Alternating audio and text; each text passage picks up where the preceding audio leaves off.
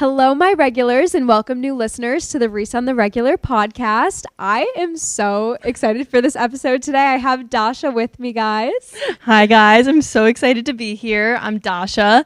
I'm Reese's good friend from UMass, and I'm a year older than her. So I think we're going to talk about that today. Oh, yeah, we are for sure. I am actually a body positive influencer online. Reese and I met kind of through Instagram at school. And during my time at UMass, I spoke a lot about my body positivity journey. I was really involved in women in business. I did have my own podcast for a long time and YouTube channel, which hoping to get back to in 2024. Yes. So I think we're going to talk about all of it today. Yeah, I'm so excited. We're really going to focus on just life after college. Yeah. This is one of my first podcasts where I'm more so just learning and interviewing versus having much to say on my own part. So I'm excited to learn a little bit. I think you guys are going to learn a lot, and I just think this will be really good prep for anyone who's graduating soon or who's already graduated. Yeah, so. Absolutely. And I plan on being super honest because I feel like I wish someone was really brutally honest with me when I was wrapping up school. Yes, and I appreciate that. So I'm really excited to get into this. So take everything that I say with a grain of salt, basically. Let's just get right into it. So I'm curious, how are you dealing with the transition and coping from being in college for 4 years to now being in the real world? That's a great question. I think finally now, I graduated this past May from Eisenberg at UMass, and I think finally now I'm settling in and I could say that I'm okay. Like I can say that I'm feeling good. It definitely wasn't that way at first, especially when I started my job. I was so down about it. And it's funny because I have friends who are still looking for jobs and things like that. And you'd think when you start working, everything's going to be perfect and all this stuff. But I really struggled, like right when I started working. I really felt not lit up by what I was doing, not lit up by like the life choices I had made. And the biggest thing was not having that picture perfect post-grad ending. Like we all want to believe that we're going to move out of college and get our first like big girl apartment and I'm going to decorate it and all that. But sometimes that's not realistically what you can do right after school. And I think comparing yourself to people online, like it can be really tough. Like I struggled with that a lot. I've been working since July, and I also moved back home after college. I am living at home with my mom in like my childhood house. I can now say like I finally leveled out. I love what I'm doing for my full-time job right now. And I've really like found routine and balance. So what is it? It's about to be January. It's like 6 months. Yeah. It takes time. So it takes some time. And like, what's your biggest tip for learning how to adjust to all of that? I think you gotta just like feel it and accept that you have no idea what the fuck you're doing. Yeah. And everyone post-grad is going to feel this way. All of your friends, the ones who are working, the ones who are not working, the ones who had to stay home, the ones who moved out. Grass is green only where you water it. Yes. Okay. One of my friends told me like the way to describe the post-grad feeling is being like a plant and being in this perfect cozy little pot and like you have everything you need, like all the water, all the sun, and then being put into a bigger pot after you graduate, right? So it's like really uncomfortable, like kind of confusing, like it's very, very weird, and you're like just in a place you've never been before with no rules and so different than the past 20 years of your life. Like if you think about it, you've been a student since you could talk, right? And then your whole identity is just like flipped around. Yeah, like I feel like the only big transition I've had so far was like high school to college. Like that was a huge change, but that's still like going to school, like doing the same type of thing, being surrounded by your friends. And so I can only imagine like after college, it's like now what type of feeling? Like did you ever feel that way? Yeah, because at least in college or at least in high school, most of us were planning on going to college and knew where we wanted to go and kind of knew what we wanted to major in. Now it's like nobody knows what's going on. Nobody has a trajectory. Everyone's allowed to go every which different direction. You have no one to follow. And that's the beauty of it. But also it kind of gives you like decision paralysis. Yeah. You don't know where to go. Like I could move across the country if I wanted to, but is that what I want to do? It's like that every day. It just takes a while to like adjust to that and accept to this big open ocean you're put into. It really is, because you have so much freedom to like make your own decisions, but it's about like making the right decision for yourself and really figuring out like what exactly you want your life to look like. Yeah, absolutely. And I can talk a little bit about what I do for work. Yeah. Right now I'm working as a business development rep, which is sales. And so if you've seen Sarah at Pareto on TikTok, if you've seen like any of that, that's what I do all day. So I'm cold calling most of the day, booking deals and meetings for my account executive. And I'm in the tech industry. So it's actually much more laid back. Yeah. Like sweatshirts on Zoom, like very casual. And I really love it, honestly. And to give more context, both my parents were entrepreneurs, and I was doing really well with Days with Dasha and running my own business during college, doing social media management. And I never, ever in a million years thought I would get a 9-to-5. Yeah. Ever. And it's so weird because it's so different, right? Like all the friends you probably have in school are probably like, thinking about their jobs, thinking about their 9-to-5s after. And my parents were so bothered that I got a job. Really? And so everybody's, path is kind of different. Yep. So that kind of contributed to my emotions at first. I was like, what am I doing? Like, this isn't my path. This isn't what I was meant to do. But the reason I stuck with it was I do have a knack for sales. I've really loved it. And I'm gotten really good at it. That's so awesome. And I was fine to do it because I love the company I'm working at. And it gave me the flexibility and the opportunity to learn things. I didn't want to stick myself in a place where I wasn't learning anymore, because that's what I loved about school. And that's what I loved about UMass, like constantly being challenged, constantly learning. And so that's why I kept the job and stuck through with it. And I've learned so much about the way that you speak to people, the way that you sell things. It's only been like 6 months. Yeah. So sales teaches you a lot. Teaches you how to talk to people, like so many real world things you learn through sales. It's great. It's so necessary. Yeah. And you're in sales. Yeah. So like, I definitely think everyone who has the personality should work a sales job. Yeah. It definitely has taught me some difficult lessons. It has. Rejection. Now we know it. If you've been hung up on by some random person in Missouri, you'll understand. Get it. It definitely teaches you that resilience, but also that drive. Like, so what, 100 people just hung up on you, you're going to make that 101st dial and get that deal, So I love it. I'm learning. And that was like my big objective post-grad. That's awesome. Yeah. I That's forget the exciting. question that you asked me when I started running on a tangent. No, but I'm excited to hear what you were doing because I honestly had no idea. But that's awesome. You're in sales. I love it. Oh, I remember where I was going with that. See, like crazy brain. The reason I also love the job is because I'm fully remote. And I have the option to go in, which I love. I live really close to the office. But the benefit of that is being able to travel the world and work from anywhere. So for example, I'm really excited. I haven't really told anyone about this, but my boyfriend and I got a house in Austin, Texas next month, and we're going to be working remotely from there. That is so cool. Yeah. And exploring a new city. And it's like, that's what I wanted. Like I always just wanted to have adventure accessible to me and like, be financially free and all of that. But I bring that up because it's so important when you see other friends getting an apartment that you've always wanted in the city, going out every weekend and, doing different things. It's just post-grad, you have to prioritize like what you want to do. And you have to like put blinders on to all your friends and kind of what everyone else is doing, if that makes sense. Yeah. So you mentioned you're living at home and you're working remotely. So how are you able to maintain family boundaries? And were there any challenges with coming back home after school? There definitely were challenges. And Mom, if you're watching this, I struggled so much because, like I said, you go from living such an independent life. I had an awesome house in Amherst. I had awesome roommates. I loved my life. Like, it couldn't have gotten any better. I loved my life in Amherst.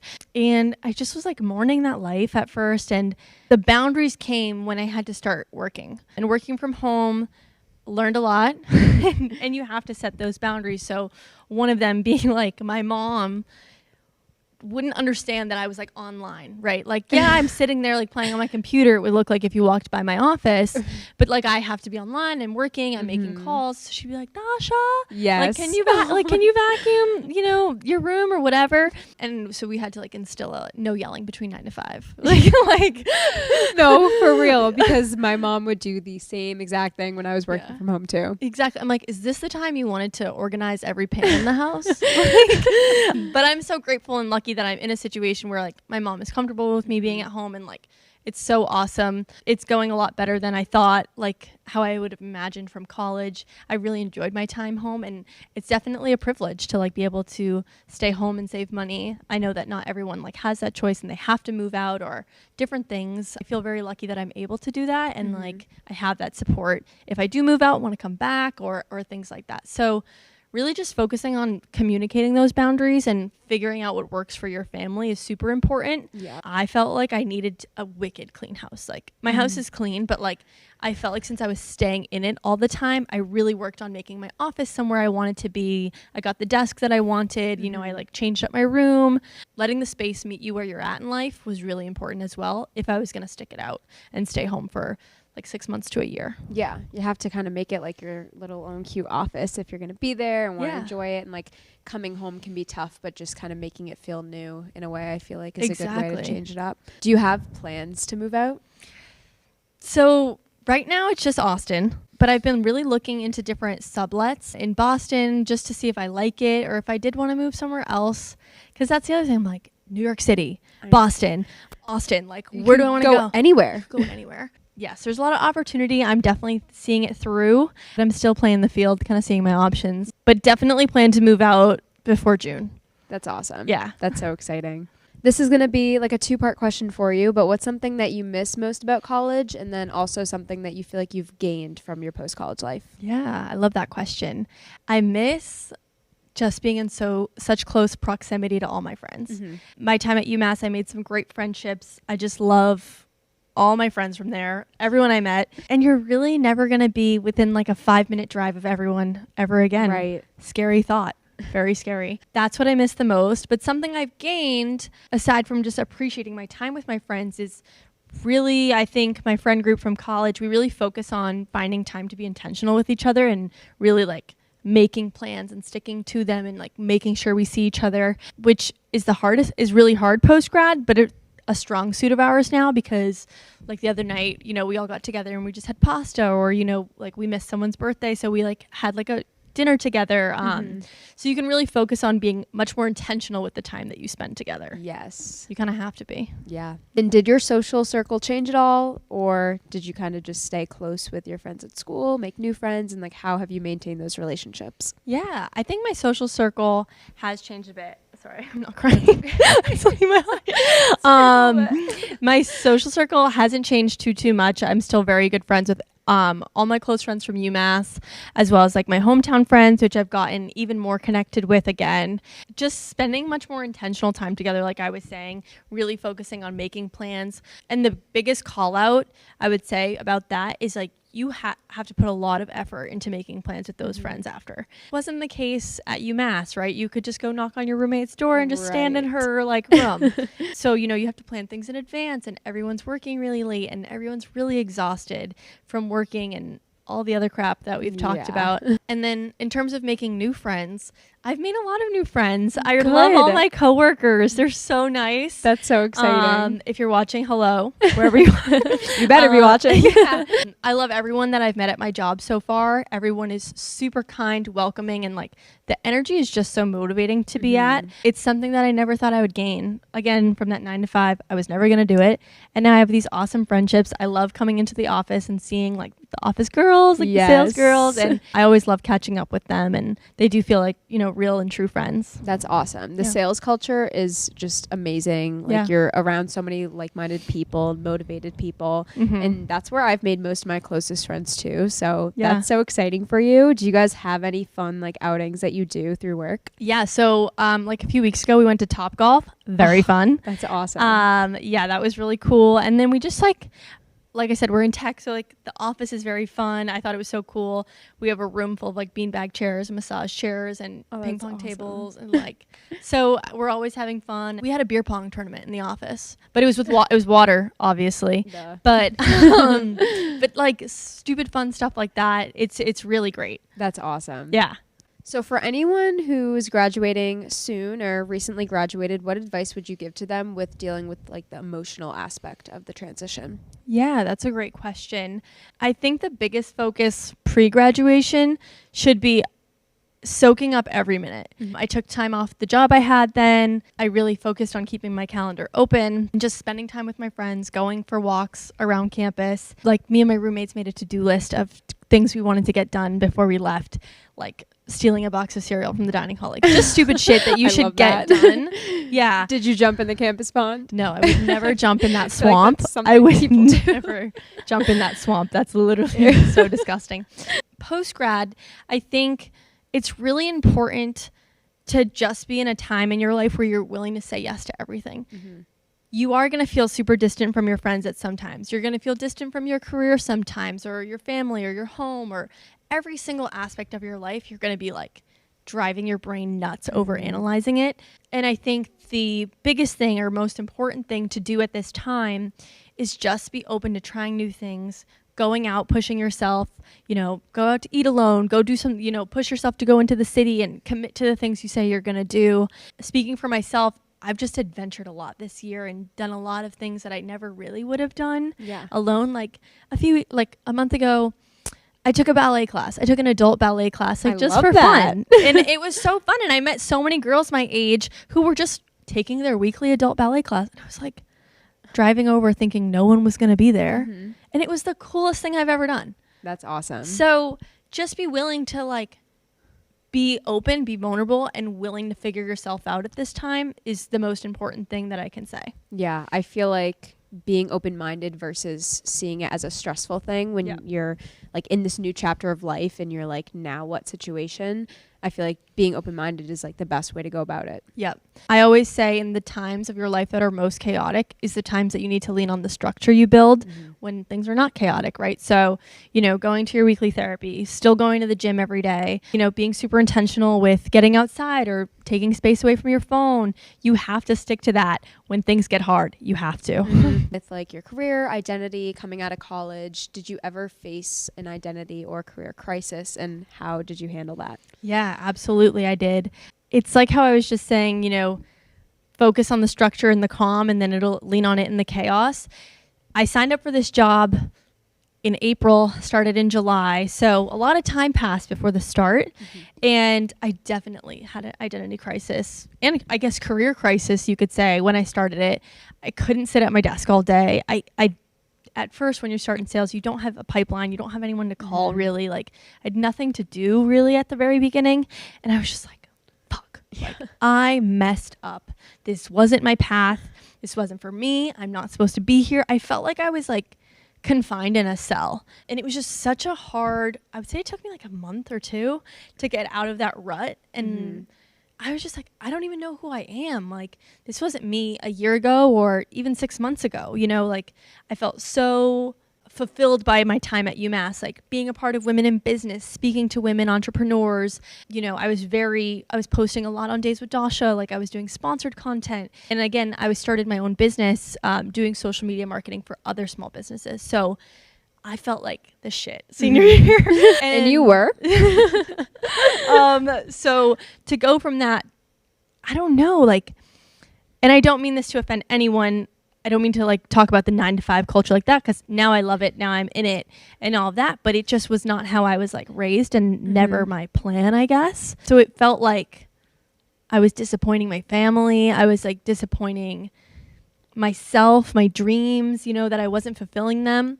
But I think that I learned that I still, first and foremost, I still do all of those things, just at a much tied back scale. But I think you just have to accept that there's different seasons of your life and you have to prioritize different things. And in this season of my life, I'm prioritizing making money. I'm prioritizing learning, and I'm prioritizing stability, which is what I need if I want to get an apartment, travel the world, do those things. I'm so grateful that the job that I have gives me the flexibility to do all of those things and, still have my business, still keep a few clients. But it took me, a while to accept that working a 9-to-5 is not the worst thing in the world. Yeah.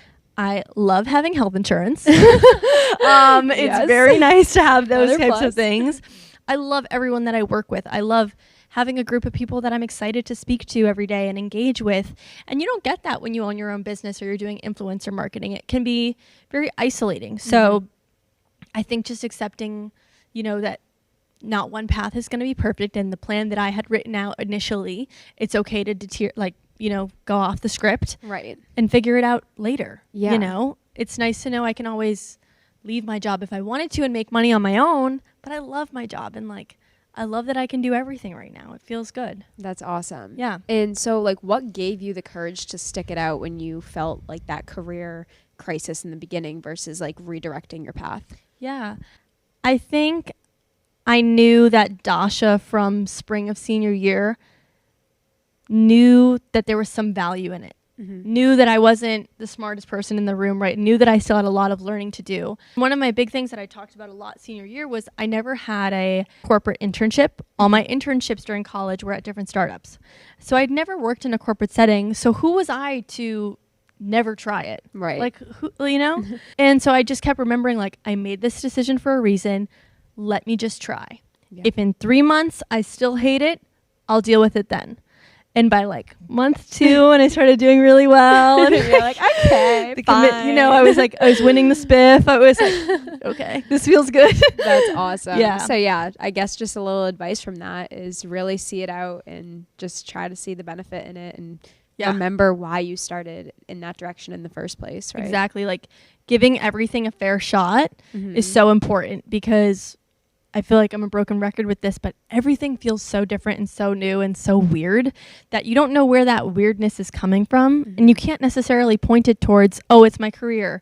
Oh, it's where I'm living, You just have to kind of stick it out, see what works and not try 100 things and give up on everything, Exactly. Pick a few, try it out. And see what sticks. Yeah. And if it doesn't stick, it's okay to redirect yourself. You pretty much did redirect yourself to begin with to start with this new job. Yep. And it turned out to be great. Yeah. So you don't have to stick on the initial path that you thought, but also give other things a shot too. Yeah, absolutely. So now you're a big girl making money. Yeah. But there are some challenges that come obviously with post-college, more finances, the need for budgeting. Yep. What tips can you give on that? Yeah. So as someone who's living home, my biggest goal was to save money. And this year I was saving money to travel and adventure and do those sorts of things and eventually be able to move out. So playing the long game here a bit. Coming out of college in 2023, the cost of living is extremely expensive right now in Boston. And, seeing some friends move out, I think it's awesome and I'm so happy for them. But the grass is always greener where I talk about, I could move out. I totally can. I have the money. I have the job to be able to do it. But it would stretch me so thin that it's what is the point at that right now? Right. If I'm living kind of paycheck to paycheck, but I'm, living in this cool apartment, everyone thinks that rather than living at home a little bit, saving a little bit more money and being able to budget better in 2024, you have to think about, what's a priority for you when budgeting your paychecks, when budgeting those things. And as an adult, a lot of random expenses. I graduate college, car breaks down. Coincidental. For no reason. Or I have a $500 medical bill or just, shit kind of comes up right after that, right when you have to start paying those bills. So for me, it was just a priority to kind of minimize required expenses and give myself enough cash to still be able to do the fun things that I wanted to do. And I'm really lucky that I was able to live at home and do that right now. I traveled a lot. I went to 5 different countries this year, and it really just depends what's a priority for you and what you want to do, and that should be reflected in your budget and how you save your money and how you spend your money. Okay, now I want to hear more about 5 different countries this year and just advice on how to travel, post-college and make the most of it. Yeah. So first thing I'm going to say, and my coworkers taught me this one, is use your PTO. No one needs you to be a hero and not use your paid time off. I can guarantee you will not get any promotion or anything like that for having the most unused PTO. Yes. So definitely use it. And working in tech, most companies have unlimited PTO like myself. When I started my job, I had a wedding I had to go to in Portugal, kind of 3 months out. I was so nervous. I was so nervous to take the paid time off because I was is it a bad look? Right. What does unlimited really mean? And things like that. But I was so happy that I did. And all my coworkers were so excited about my trip. So I went to Portugal this past year. And what did help with the post-grad transition was I went to Europe for 2 weeks right after graduation. I think, I think I went like 5 days after moving out of Amherst. And I went to like London, I went to Paris, Nice, Monaco, and really just had a great time adventuring around. It was me and my boyfriend. And that definitely eased the pain of graduating. Because you can't be sad in Paris. No. I'm so jealous, but I'll be there soon. Yeah, exactly. And for me, coming back to the priorities, that's a priority for me right now, is traveling and seeing the world and having as many experiences as I possibly can. Not a priority for me right now is, having an apartment or, having a place to live, I guess, independently, which is fine because it will eventually become one. The biggest thing I can say about post-grad is like, you're constantly comparing your life to everyone else. And you just have to accept like, this is my priorities. This is what I want to do. This is what works for me. And like, I can't torture myself because I can't fit into everyone else's different shoes. Does that make sense? Yeah. And I feel like that's even a problem just like during college too. You're constantly comparing yourself to other people, people who are landing these internships and who are doing so well at school in different clubs. And it's just important to focus on your own path. Exactly. Comparing yourself to all these people will do nothing. I have my best friend, Tara. And I've told her this a million times, she is so amazing at not having FOMO. It is her one skill that I wish that I could develop. Like if she's committed to a plan, she like let's say all of us are going out, drinking or whatever, but she wants to have a night in. Yeah. She could not care less like about if she's chosen to stay in, she is having the time of her life. You know what I mean? That's awesome. And it's such a great thing because when you don't have FOMO, you don't have that guilt. Whereas like me, if I want to stay in and my friends are going, I'm like, oh my God, they're going to think that I hate them. They're going to think that I'm like such a loser. Like I don't go out. But at this point in life, you cannot keep comparing yourself to people. No. And it's such a skill that you should develop before graduating if you can, but right in that post-grad time. Yeah. Yeah. So is that something you're still working on? Yes. I would definitely say that it's a big struggle of mine. I'm definitely... My brain's always moving at a mile a minute. I'm always thinking about, what does this person think? Or what is that? Like, how does this make me look, And I'm really just trying to let go of that and be at peace with, this is my path. I have to focus on what I want to do and not pleasing Sally, Joe, and whatever, Well, that's good because you're admitting it and you're working on it. Yeah. And that's all that matters. Exactly, yeah. Rather than comparing yourself to other people and their journey, how are you staying focused on your own journey? Like I said, full transparency, I'm always comparing and trying, think about what I have to do next, like what I want to accomplish. And that's just always how I've been. Like that's just me by nature. And so I have to be super intentional about slowing down and really being intentional with my goals and where I want to go. So the biggest thing for me lately has just been sitting down and writing it all down. I've noticed post-grad especially that when my brain is busy, nothing gets done and I feel super overwhelmed. And it's so different than like being stressed for an exam in college. It's a much different type of feeling because it's like, dentist appointment. Oh, I didn't submit the notes for like that op I just put through. Like, I have to, it's like full on adulting. Writing it all down and being really strategic about a plan on how to get where I want to go has been really helpful. And lately, full transparency, like just taking a step back from social media. I'm starting to learn that living a private life is really nice too. It is. And I don't think we're meant to see this many people's lives online. No. So true. I like took 3 weeks off social media and I went, in that time I went to Mexico with my family as well. And I was like, nobody knows I'm here. I don't care if anyone knows I'm here. I don't care if anyone is shitting on me for taking time off. Yeah. I'm just here. You're just living life. And nobody knows that I'm here. I don't know. Because when you start posting and comparing and all of that, and this is coming from someone who's done social media for the past 3 years and blogged my entire life, which is super different, slowing down and being more intentional with what you want to do and stop comparing even yourself. Like, how many times have you taken a picture of yourself and then like ripped yourself apart like 5 minutes later looking at the photo?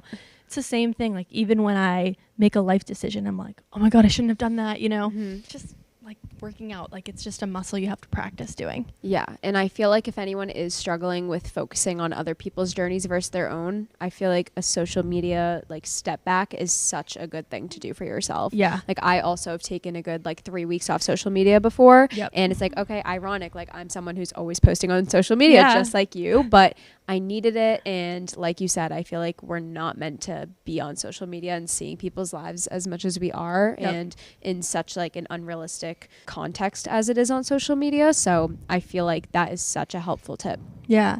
And you also have to think, because I lean on my family a lot, and they're like, why are you so stressed? Why are you so this? You have to think like 10, 20 years ago, like social media wasn't around. Comparing everyone's life wasn't a thing. You know, you heard about people's lives when you got a chance to call or see each other once a year on the holidays. But now it's all at our fingertips, which is a blessing and a curse. You know, I remember at the end of senior year dreading opening LinkedIn. I had to take a LinkedIn break. Can you think about that? That's crazy. Like a LinkedIn but break. True. I couldn't see one more person saying like, I'm thrilled to share that I have accepted my job at PwC and I am so excited. I just couldn't do it. I struggled so hard to find a job. I applied to 100 jobs and I got this one. And I just, you just have to take a step back. And I guess now, as we're having this conversation, it's not just post-grad, because I was feeling this way at school. Yeah. But yeah, take a LinkedIn break. And so we've talked a lot about your job, which I've loved to hear about. And I am curious, like, how was the process of finding a job for post-college? Yeah. So it was around October, maybe, or, December time, where I realized, I do want to get a full-time job post-grad. I spoke to some advisors at Eisenberg, and they were just saying, like, it's a lot of pressure to put your full business on yourself after graduation, and it would be nice to have that cash flow coming in from a corporate job. So I opened up my heart and my path to finding a job, and it sucked. Oh, it sucked. I bet, like, transitioning from doing everything on your own to now having a job search. And I know that I was a good candidate on paper. Like, I had a 4.0 GPA. I was the president of Women in Business. Like, I was super involved on campus. I knew I was a great person. So I was like, submit my resume. This is going to be a breeze. But 100 job applications later and no job. It was like April time. And I was like crying to my roommates every day. Like, I just don't know if this is for me. I don't know what the problem is. No one's answering me. Like, at the time, I was talking to everyone. No one was even getting emails with no's in them. You would just get ghosted by companies. Yeah. Which is very difficult. I don't like that. Yeah. So I just kind of took a step back and started meeting with people to talk about their careers and learn a little bit about what different people do. Obviously, I was doing it with hopes of getting a job. So I met with a few different people, and my good friend Anna introduced me to her sister Sophia, who works at the Predictive Index, where I work now. And Sophia and I met like springtime, and we just talked about sales. She just told me, about her day. She walked me through what she does. I think she was an account executive at the time still, and just told me a lot about sales and like working at PI. And I was like, okay, this is awesome. Whatever. Totally forgot about it. Just learned about sales. So I was like, I'll start applying for different BDR roles. And funny enough, they ended up opening a role 2 weeks later. So she sends it to me. She's like, you have to get your application in. I remember I was like in the student union, like whipping it out. Like I sent it in, and they wanted me to start May 1st or something like that, last week of April. I went through the whole interview process, and I was like, I'm just going to work until I graduate. Like, I just have to figure it out. This is my only option. I was so excited because when they came in with the offer for me and I had made it through, the HR manager said that I could start in July. Like, I didn't even have to ask. And it was so great. And I was like, this is my sign. They extended the, start date. Yeah. And I was just so excited. That's awesome. So it definitely takes time. And patience, it seems. Yeah, so much patience. But you got to like leverage your network, especially while you're still at school. It slows down a lot when you're outside of school, and to get people's time and to get them on the phone, it's so hard after school. So really try to do everything that you can with the resources that you have. Yeah, you can only submit so many applications, but it's like having those conversations with people can be so valuable, whether it's just learning like their genuine opinions on the company itself or the position itself, or landing yourself a position just by having that conversation. Yeah. And it's so normal for people to get referred. Like I don't know that I would have gotten this job had Sophia not referred me to the job. So having the power of someone who's already there is so vital. Happy to connect with anyone on LinkedIn here who wants to talk about sales. Let's chat later. And what you also have to remember is people who work at big companies are incentivized to refer people. Right. A hire that's referred is like drastically, what is the word I'm looking for? Gonna stay longer at the company. Right. People want to refer people, so talk to people. see people who are in careers that you like, different industries that you like. Just talk to them about what they do. People love to talk about themselves. Mm-hmm. You know? They do. So now you're working the 9 to 5, which you weren't expecting. How has your schedule changed from college, and how do you go about work-life balance? Yeah, that's a great question. I'm a big advocate for work-life balance and like mental health and all of that. And I don't think I would have stuck at a job that didn't support me in all of those things. And I can speak really highly of my company that they're super respectful of, you know, when someone's logged off, you don't message them. Like, you give them their time off. Or when I am on PTO, like, nobody bothers me, you know. I mean, we're not doing brain surgery, first of all. Right. So it's like nothing's really that big of an emergency, but I'm really lucky. And I think a big reason of why it worked out for me is because I work at a company that, you know, I can step and take like a little break from my computer if I just need to like unplug, or if I had a bad call. Like, no one's like, why hasn't your keyboard moved in 20 minutes? You know what I mean? I could never do that. So I think that's really important, is working at a place that has boundaries that you're comfortable with and rules that you're okay with abiding by. My schedule shifted a lot. Like I said, one of the biggest hurdles was just sitting at my desk from 9 to 5. You don't have to really do that. Once you're like kind of in the role, you can get up and like go take a walk or something like that. But I have a little walking pad in my office. And cool. And the biggest thing for me was just getting up in the morning and going to work out before I sit at my desk. Yes. Which, I love a good morning workout, but to get up at like 6 o'clock every day, it sucks. It's tough. And then on the weekends, you can't really sleep in because your body's like trained. But I have to be so disciplined with it, because I just have a bad day if I don't. You know, I'll go out and go take like a 6:45 class somewhere, go do something like that. I usually get to my desk by like 8:30, 8:45, and it just like kicks off your day great. And what else I do appreciate about my company is I'm able to manage my calendar on my own. So if I need an hour at the end of the day to take notes or catch up on things, like, I can block that off, and I can just say like, you know, this is my time for me and like all the shit I have to get done, and everyone respects that. So I think it's twofold, like working at a place you like, and also being able to unplug when you need to, and acknowledging that. Yeah. And I feel like a lot of people prioritize sometimes like making a lot of money and having this really great job over their own personal time, and end up in jobs after college where they're just so burnt out. And so do you have any advice for like steering clear of that in a way? Yeah. So I kind of came into this, you know, like last month or the other month, I was like, I had to take a mental health day. Like, I had to take a Friday off, which I had never done. I was just saving up my time for vacations and whatever I wanted to do. And I was just like, I couldn't hear the phone ring one more time. Yeah. And I just, I really couldn't. I was like, and I was so shocked. And I was talking to one of my teammates, and she was like, I usually schedule in like a mental health day every 5 weeks in advance, because I had to do it all last minute because I wasn't feeling well and all of that. So I think just acknowledging that the burnout happens so quickly, and it's almost like right when you're peaking, it's like you need it right then. Yeah. Because once you hit the floor, like, no. Yeah. And with me, something that I'm working on in terms of work-life balance is I'm like, love checking Slack while I'm out of the office. It's horrible. I love doing it.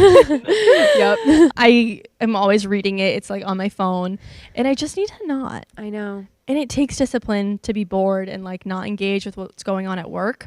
But that's what I'm working on right now. Yeah. No, I feel like a lot of people do fall into that too. Or your email right when you get out of bed. Yeah. That's the hardest one. I do that all the time. And that is so not a good thing. Even just like right when you get out of bed, you shouldn't even be looking at your screen for like the first at least 30 minutes of your day. Yeah. You just need to be present. Yeah. Do you do that? I've been really working on just taking the first 30 minutes of my day to absolutely not look at my phone. But it is something I'll admit that I struggle with. Like, I'll not want to get out of bed. I'll turn over, I'll grab my phone, and then I'll scroll on it. And that is a terrible way to start your day. Yeah. So I feel like just making it a priority to not look at your phone for the first 30 minutes and not check your emails, not check anything having to do with work that's going to stress you out and put you to a bad start is like so important. Yeah. Do you use your phone as an alarm? Yes. See, that's my problem, because I'm like, okay, solution is to sleep with my phone, you know, charge it in the office or in the kitchen while I'm sleeping. I feel like I'm missing like a leg if I don't have it right next to me. I know. You know what I mean? Tough. It's very strange. So maybe we need to switch to like a yeah alarm clock or something. I don't know, but we got to find the solution. Because it's bad. It is. No, I really do struggle with it too. But I feel like when I was doing a social media cleanse, that was like really when I was absolutely not checking my phone in the mornings, just because I was in that time of detoxing. Yeah. And that just did so much for me, just getting off to such a more productive and like positive start in the morning. Yeah. Do you ever listen to music in the morning? Sometimes if I'm like making breakfast, Yeah. I'll like put some tunes on. I think music is okay. I love listening to music in the mornings, especially when I'm alone. Yes.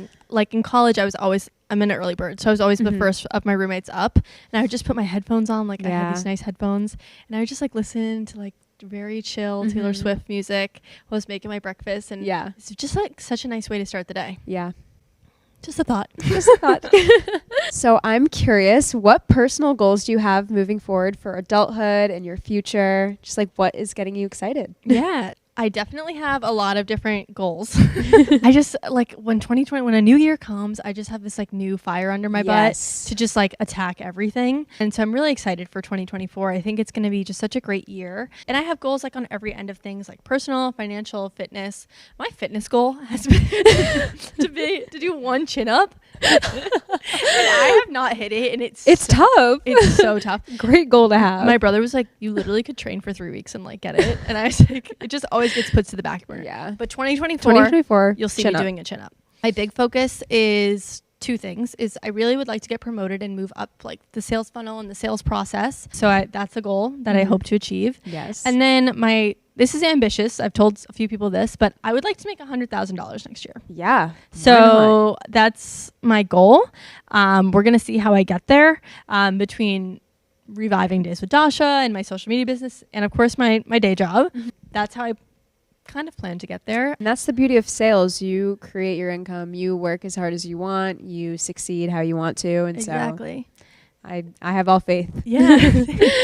And for anyone who's considering sales, I think the scariest part about signing up for the job was the commission-based structure. It freaks a lot of people out. But I think if you have a company that creates an environment where people are motivated and the comp plan is good, there's really nothing to worry about. Right. And it's like you said, it's like the harder you're willing to work, the more money and reward you're going to get most of the time. You're not rewarded just like everyone else you're working with. Yeah.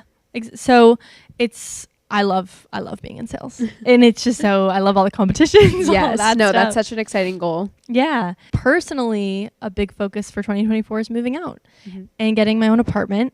It's always been a dream. I remember when I was like struggling really hard in high school with like, life shit. I always said, I'm going to have a beautiful apartment, and instead of cups, I'm going to have tons of mason jars, and it's going to be filled with light. Why was that like everyone's goal in high school? Like the mason jars. I love mason jars. Like not in like a weird circa like polka dots to Pinterest, like that type of vibe. Like I just love jars. I don't know. So that was always my big dream, and I really hope that I tackle that dream in 2024 and just really cultivate a space that brings me joy.